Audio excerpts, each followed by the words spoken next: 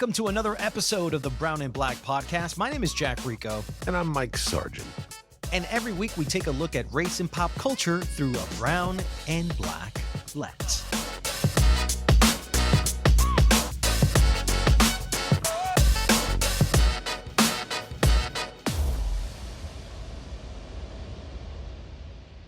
Mike, I have a question for you. And I think that this question will set the tone for the show. How would you define white culture? How many words do I get? It's not Jeopardy. It's not a game. Take your time. But as a black man, you define white culture. I would say white culture in general, let's call it European culture, because white is a construct, and I don't necessarily believe in the racial construct of white and black, even though we're brown and black.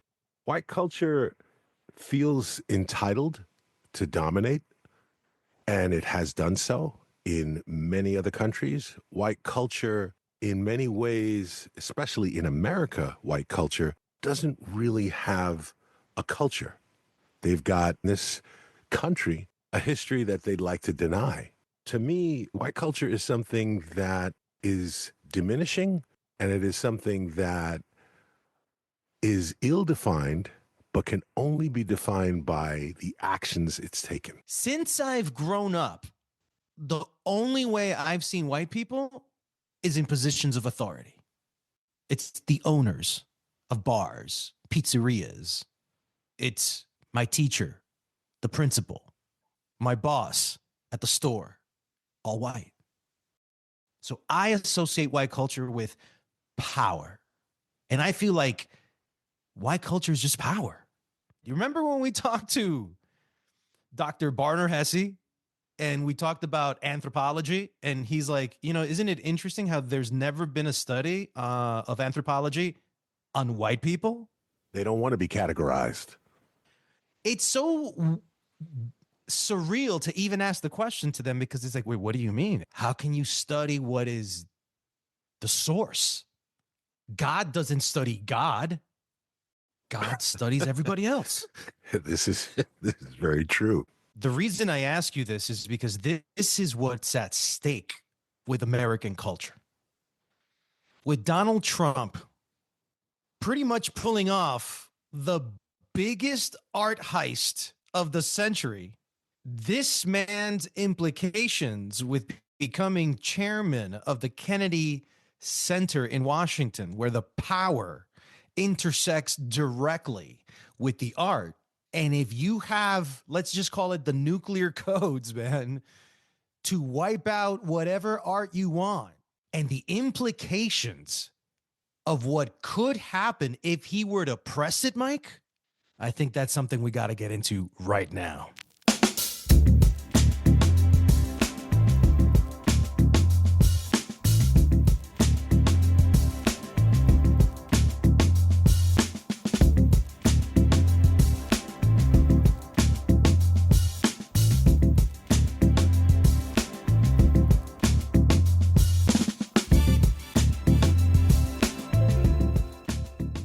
Why don't we just go through exactly what happened in the last several weeks that kind of began? You mean since January 20th?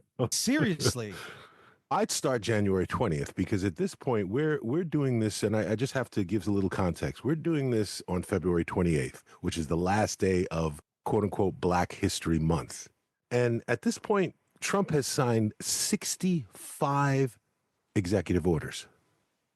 And a good portion of it, like you said, that he is stealing art. I'd say he's stealing culture at this point. But that's what this man does. He has always been a grifter. He's always been stealing. He's always been taking. And you also asked me about white culture. To me, unfortunately, he's the epitome of everything that's wrong with white culture, in that it has to silence anything that does not propagate itself in order to feel relevant. He's fighting for relevance. And the fact that he dismissed 18 board members from the Kennedy Center, that's unheard of. And now he's a self-appointed chairman. And now I think you've heard that he's going to have the J6 choir. That's what's going to replace all the cultural things that the Kennedy Center has been known for. I think that almost speaks for itself. So when you have Issa Rae and Shonda Rhimes saying I'm out, even white people, man, Ben Folds 5, I'm out. 50% of the ticket sales plummeted as soon as they heard that this guy was now chairman.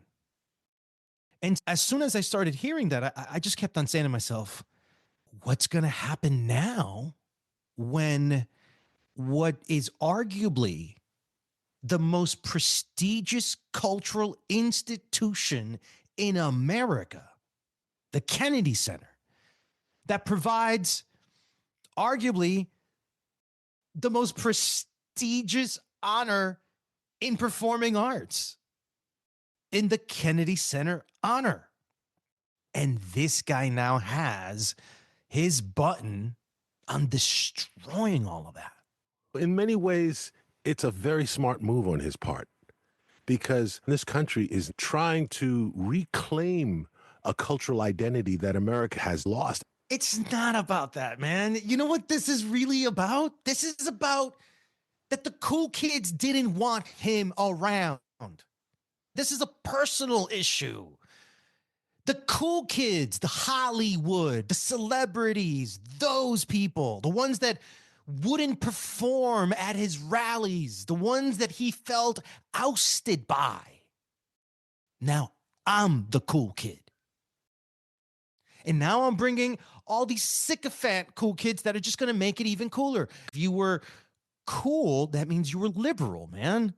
That means you were quote unquote woke. American culture is Black culture. And we don't have to really explain this. Just look at the 50th anniversary homecoming concert that happened at Radio City Music Hall. I'm not sure if you saw it, Mike, or if you heard about it. Of course. Anything that you watched there where the performers, the comedians were performing music, it was all Black based. I was like, where's the outside of certain, like Nirvana got back together? I mean, you could say that's grunge in its own, it's American, but it comes from rock. And where does rock come from? From Black music. Dude, even grunge was created by a Black woman. Let me just put that out there. And for those who are listening and who are like, what the hell is Mike talking about, a Black woman? You look up Tina Bell and you see who she was, and then how you've never heard of her. You've heard of all these other quote unquote grunge bands, but you never heard of Tina Bell, because all of it comes from either Black culture or brown culture. So there you go. And then body language, slang, everything that you look at, dude, is Black culture or Latino culture somewhere. Black culture is the soundtrack of American culture, musically. When you look at sports, just even see swagger as a body language in any American. It's Black. Black people own that swagger walk, that swagger talk. And it was interesting because I was reading this critic, his name is James Woods, and he had this article where he's like, there is no white culture. And his whole definition on it was that the reason that white culture doesn't exist, it's because it wasn't born out of struggle, because it wasn't born out of pain, because it was born out of privilege. Culture is made when there is nothing, and then you literally create it. All right. You know what? I'm glad you said that, Jack, because now I can go back and give you a different answer. You said, how would you define white culture? I would say it's a culture of appropriation. Because just like everything else, like you said, about America that has become synonymous with America, from language to music to food, all of it comes from either Black culture or brown culture. All of it. All of it. But I will say this. I say this in support of what Jack Rico said in our last episode. Okay, we are, at the end of the day, a capitalist society. So even if we just go back to the Paramount, they scrubbed everything that says DEI. If you go to Paramount and you look for their whole, what are they doing in this area? Now they called it inclusion and impact. if a term like woke has been weaponized and a term like DEI has been weaponized, in my opinion, the answer for corporate America, if they really want to continue getting us to spend money with them and watch them and pay attention to them and patronize them, they're going to have to change the wording and change the terms. The last episode we did, I had a white friend of mine say to me, you know, when I listen to that show, it makes me feel like you don't really like white people. And I said, it's not that I don't not like white people. It's the power structure. I see sexism and racism as very close cousins. So it's the structure. There are plenty of men who do bad things, but there are also plenty of men who don't. So I look at white people the same way. I mean, you heard today that he wants to make English the official language of the country. Did you read that? Oh, did that happen today? I was wondering when that was. Today, yeah, okay, you knew it was coming today. Listen, man, this has been an Anglo-Hispanic country from its inception. The first language ever spoken on this soil, on this land, was Spanish. Thank you. Because the Spaniards came here. Thank you. Okay, first, before Anglo-Saxon European whites. Again, it's revisionist history. And what I would tell your friend, Mike, is this. When you have all of the resources, all of the power, and you're looking from above the tower, would you want to change sides? Oh, if we had the same, even as close to the amount as you guys have, in terms of media presence, funding, and grants, and the fact that you guys can just come up with an idea and here's hundreds of thousands of dollars so you can get it going, that's the issue, that you get generational wealth. We don't. No, we get generational oppression.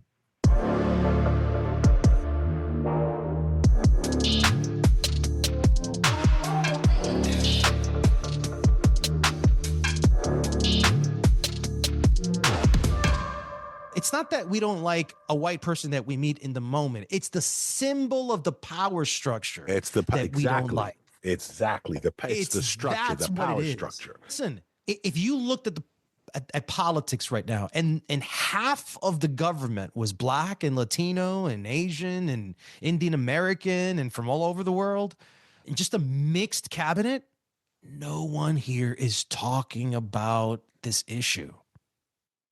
But because he's made the line so clear. He basically is saying, listen, I don't want any Black or Latino content, programming, culture, language. And that goes out for you, Bad Bunny. You're not bringing any of that Spanish shit in here. All right? It's like a MAGA museum in the making, Mike. And whatever performer that is on the left ever touches that stage, that's MAGA stage now. You're stained now if you go there as a liberal. We're in a place where you got to choose a side culturally. Snoop Dogg, that dude's an anomaly. The guy can cross culture like that and be accepted on both sides. He's an anomaly.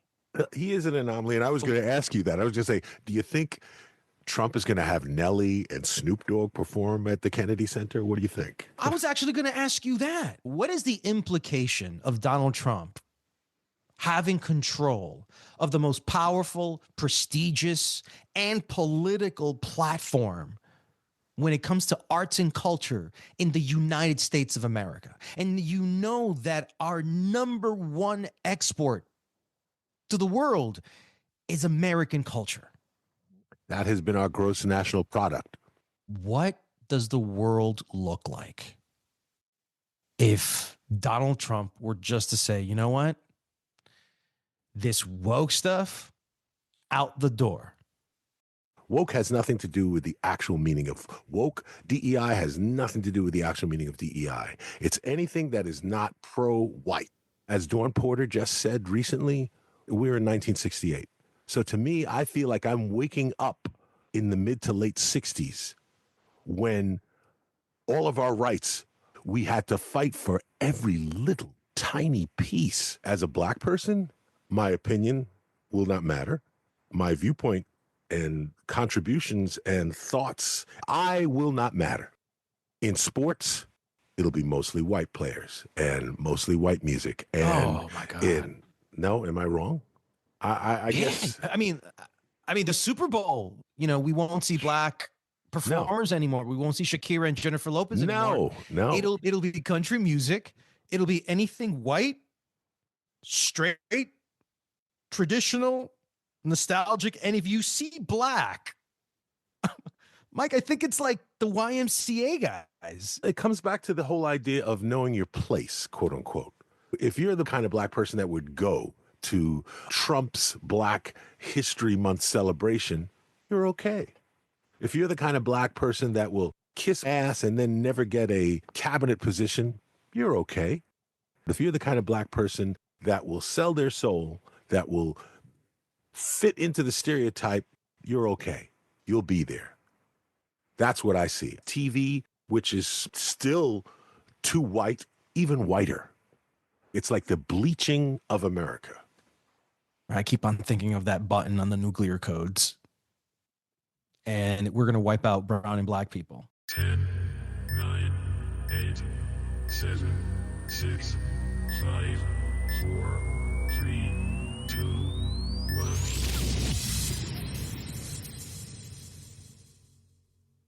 And I think of myself thinking about me being a kid, growing up. And dude, it's like everything you turned on was white. All the TV shows that all the cartoons I pretty much watched were white. Outside of maybe a couple of black characters in Sesame Street or Rita Moreno in Electric Company, there were so many moments where even Michael Jackson was starting to change into white. You do start thinking about an America where black American culture will be oppressed, sidelined, become secondary or the third act at a marquee event when they should be the headline always. It's where culture is rooted at, man. I'm just wondering what's going to happen with Spanish now. I mean, there's been a rise in more Spanish speaking in mainstream spaces as of late. Karol G at the VMAs, Bad Bunny on SNL, hosting pretty much the whole show in Spanish. Will that be the DEI thing that they get him on?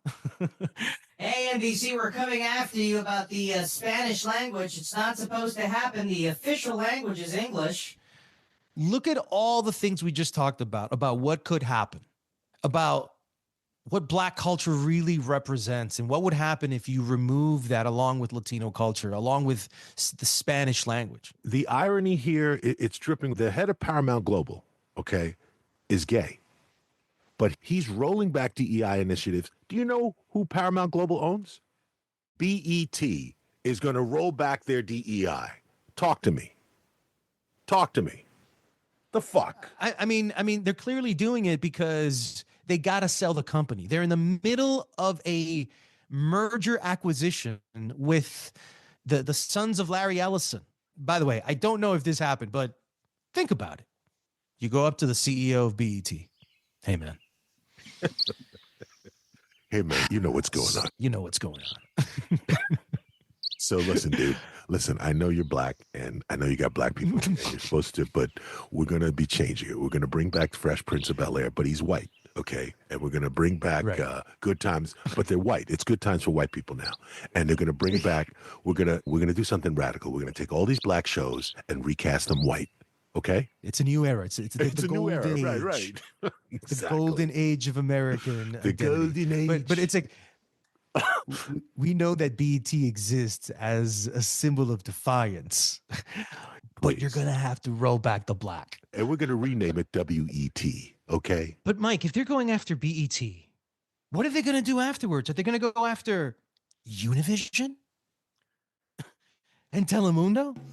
Well, from what we're seeing here, you both are Spanish language. All of you happen to be Hispanic. This is all DEI here. And you will no longer speak Spanish. You will now speak English for an English language American audience. There's too many Hispanics in here. We need a lot of more white people in here as well, because if not, we're going to say reverse discrimination. We're going to put affirmative action and any type of action that we can put in here so we can take over Univision and Telemundo. But then again, at what point do the judges just go, hey, this is beyond absurd? You're in bizarro land now, man.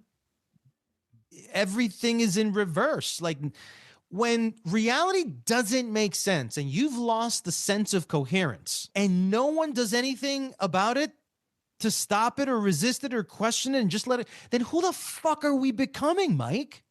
We're going to rename it. Instead of Telemundo, it's going to be called Big TV, okay? That's the new name. Literally every single aspect of our culture and culture will be affected.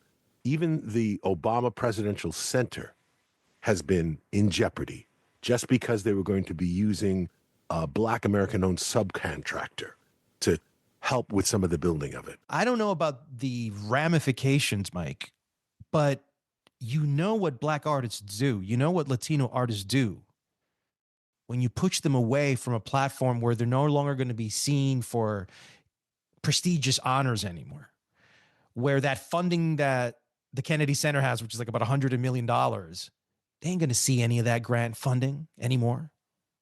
You ain't going to see the emerging Black artists or poets come in there and really speak truth to power. You ain't going to see that anymore. I don't know what kind of hip hop music you're going to see there. You ain't going to see NWA being honored. Imagine them being honored by Trump and the amount of people that are going to say no to him. So what is he going to be left with? And then what's going to happen with us? To me, this is just like a small little prediction, but isn't this what happened with the Harlem Renaissance? When Jim Crow was just at your throat, didn't Black art, come out of that? In Cuba, the same thing happens in Cuba. When Fidel Castro came in, one of the first things was like, hey, whatever art is happening here, done with. We're doing socialist propaganda. The music, the lyrics, it all kind of needs to match Cuba. State-run art. And I feel like this is what Trump is about to do. He wants to do like state-run art that's always been Black. So to me, this is about power, man.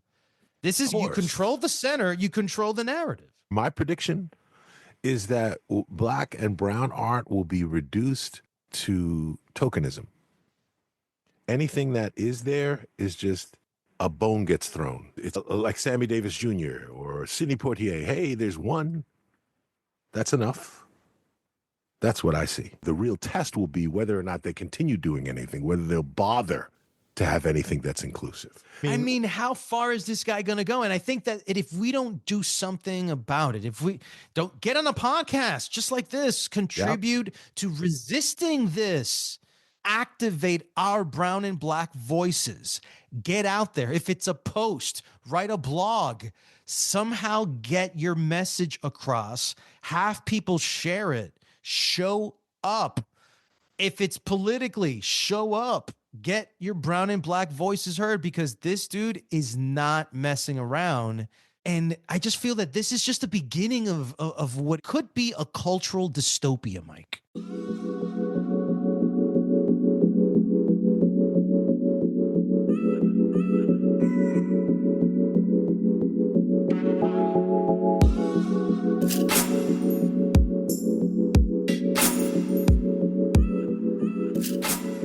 And that's it for this episode of Brown and Black. If you would like to support this podcast, please subscribe and leave a review. Your help will allow us to be heard by many more people. You can follow our comments and opinions on @BrownBlackPodcast on Instagram and YouTube.